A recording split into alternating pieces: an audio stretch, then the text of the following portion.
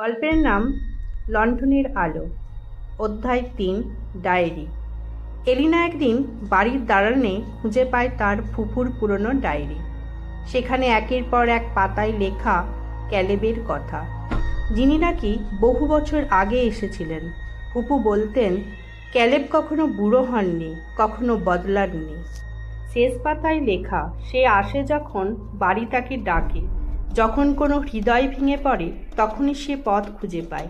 এলিনা পড়া শেষ করার সময় ক্যালেব পিছনে দাঁড়িয়ে। মিথ্যে বলিনি, তার কণ্ঠে কান্না।